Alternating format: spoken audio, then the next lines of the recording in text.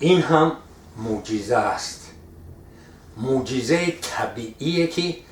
خداوند حکیم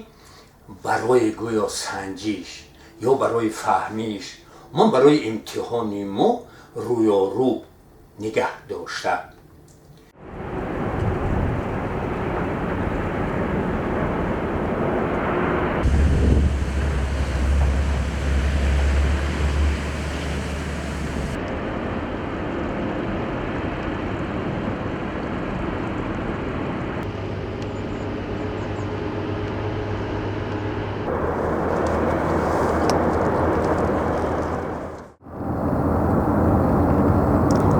هر سنگ، هر راه و پیراه، هر نقب و انشاءات این کارخانه بزرگ و تاریخی و ماندگار و بنیادی کشورساز و ملت‌زای تاجیکستانی عزیز تاریخی خاصه خود را دارد و همین سنگ عادی که الحال ما و شما میبینیم چون خاچی بزرگ یعنی چغاره و در هر قسمت تاجیکستان با نام‌های گوناگون ifade می‌یابد، ما دامن 20 سال باز اینجا می‌فروییم. این معجزه را دیده نوار برداری میکنیم و وقتی به اینجا می آمدیم که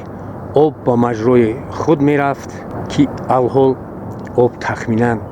110 متر از مجرای خود بالا برآمده است و این سنگ موقت که گویا هر لحظه میتواند فرو رفته باشد الحال با همون حالت اوله گویا با معجزه خاصه نگهداری می شود که در همین حالت خود را نگه داشته آمده ایستاده است. وقتی که بیننده این رو از نظر میگذارد گمان میکند که بعد یگان ساعت وی فرو می رود و دریا می افتد و از نشان به نشان می گردد، چون که وی در بالای چند گیلو خاک خاکاورد ایستاده است و اینجا همه روزت کارهای زیادی ترکشی پیش می آیند که زمین لرزه های صنعی را با وجود آورده بعضا چندین کیلومتر زمین می لرزد. این به یک تکان عادی باید فرو می رفت ولی چطوری که می بینیم هنوز هم پابرجاست و تا به زیر آب ماندن او همگی چند قدم دیگر باقی مانده و این هم مال تاریخ می شود و اون رو کسانی می خواهند که این معجزه خوردکک طبیعی را که ممکن چند صد سال اینجا با همین شکل پابرجا ایستاده است دیده باشند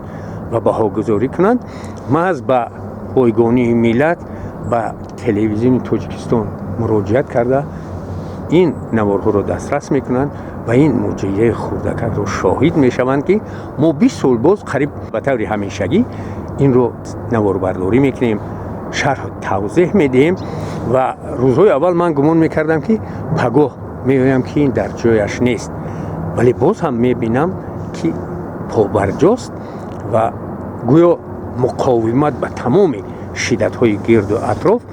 هستی خود را در اینجا پابرجا نگه می‌دارد. این البته معجزه است که